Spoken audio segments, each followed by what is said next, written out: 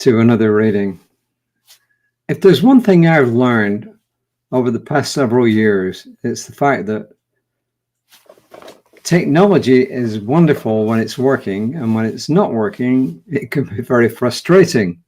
Today, it seems to be working, so I'm not complaining about technology today. And software and hardware, yeah, but it's kind of both the same thing in that regard. So sometimes I just don't understand it. For instance, we have an Alexa Dot, and I use Alexa to control most of our stuff. I use Apple stuff to control some things, but I use Alexa to control our lights, mainly our lights in the living room and in 2 bedrooms. And it's amazing how it just gets stuff wrong sometimes, even when we ask it the same thing. And it's the same thing with artificial intelligence. It gave me a couple of different answers today, which was kind of wacky. And I still don't understand why. Well, I guess I do understand why, but it still amuses me. When I go in, I ask a question, whether it could be Gemini, ChatGPT, or some other AI tool that I'm using, and then it will give me an answer, and then I will look, and I can see from the answer it's not correct. I mean, I just know sometimes, at least parts of it, and then I'll type in there, hey, that's not correct, and then it will come back and say, yes, you're right, it's not correct, and then it will go out and search something else. So it's like everything else in life. You know, we have to use our experience and our own expertise and our own intuition to decide if something is great or not. So that's my little intro today. Not necessarily directly connected to the reading, but everything's connected, right? Everything is connected. So this is the reading, and it's not what you'd think. It's called How Much Can We Give, but it's not really what you might think. It's not about tithing or anything like that. The first quote is from George Bendall, who was a luminary with the Science of Mind movement in the 20th century. And he says, Jesus accepted the idea that thought was a movement of consciousness and would manifest in the world of people, places, and things. Jesus accepted the idea that thought was a movement of consciousness and would manifest in the world of people, places, and things. Ernest Holmes thought this as well, but going even further back into the middle of the 19th century, Phineas Parker's Quimby came to the same conclusion, and that kind of spread out through the whole New Thought movement, and it's repeated here, as you can say. And they're talking about how Jesus healed people, or people were healed in Jesus' presence, whichever way you want to look at that. And Ernest Holmes in Seminar Lectures, it's from 1955, page 101. These are transcripts of lectures. And Reverend Jesse Jennings says that Ernest Holmes was a better speaker than he was a writer. Not that he wasn't a good writer, but when he was speaking on stage or to a church or to a group, then he was much more understandable and easier to follow. So this is from Seminar Lectures. Then he says, have we lost everything we had? If we have, then at long last we're ready to turn to that foundation that knows no loss.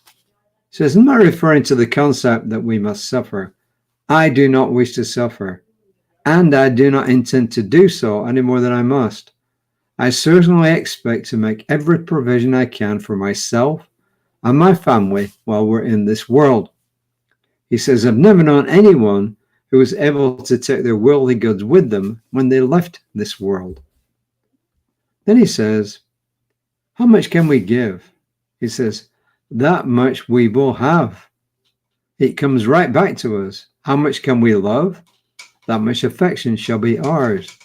To what degree can we abandon ourselves to life, not in a silly, sentimental, emotional way, which is camouflage for an inferiority complex, but in the nobility of that spirit that must offer itself to itself and put our feet out into a void and find ourselves in solid rock. He says, I know of no other success. The Word was with God, and the Word is God, and there is no difference. he's quoting there from the beginning of the Gospel of John, where it says, and the Word was with God, and the Word was God. And he's just saying, well, it not just was God, it still is God. So anyway, this is what Reverend Jesse says, and then I'll put my 2 cents within. He says, here,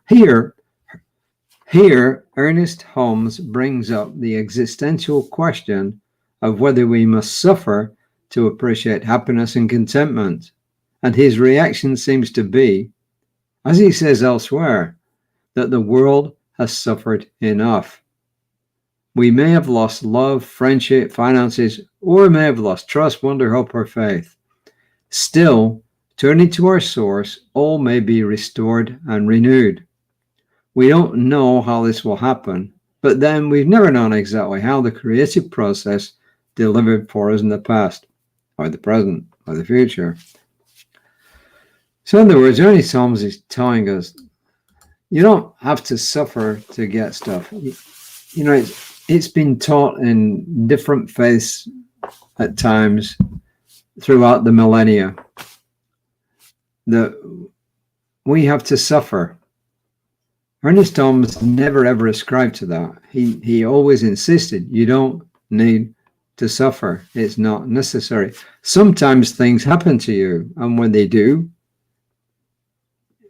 you're going to respond to them in some way or other. When we look at suffering and pain, they're two completely different things. Maybe this explains it a little bit as well. You know, pain is a reaction in your brain to something that's physically happening in your body, from the top of your head to your feet. So pain is a physical sensation, or it appears to be a physical sensation, and it's your brain interpreting that. But suffering is different. In the context of pain, suffering is how you respond to the pain. If you lose something, say you lose $20,000 in the stock market, you can either accept that it's happened and look for ways to get that back, or you can keep churning it over in your mind and regretting it and being all upset about it. That is suffering. And Ernest Holmes is saying we don't need to suffer. Do we all suffer to some extent when things happen? Of course we do. You know, when you lose something, you do suffer. But what he's saying is we don't have to continue doing that. You know, we can turn to a source that's greater than we are, and we can actually end the suffering. So suffering is how you deal with something. Pain is something different. Loss is something different. The suffering is how you handle whatever happens to you. And we have a source that we can turn to, and we can trust that it will bring us through whatever crisis we're going through in our life. And we all go through crises, some small, some large, you know. So that's it from George Bendel, from Ernest Holmes, from Reverend Dr. Jesse Jennings, and from me. The affirmation from Reverend Jesse is, I affirm there's nothing that can hinder me from entering into the fullness and completeness of my own self-expression. I affirm that there's nothing that can hinder me from entering into the fullness and completeness of my own self-expression. And just one final thought, you know, that one way to look at life is that it's a gift. And oftentimes, you know, when I'll do a meditation, I often use an app called Insight Timer. This is not a plug for Insight Timer. That's just the one I use most of the time. And in there, they'll ask for, how are you feeling today? And I'll just put it on the scale where it is. And they'll also ask for you to say what you're grateful for. And honestly, the thing that I am most grateful for is the fact that I have been given life. I am so grateful that I've been allowed to experience life. And I would say that is right at the top of my gratitude list. I am completely grateful. I'm eternally grateful that I've been granted the gift of life.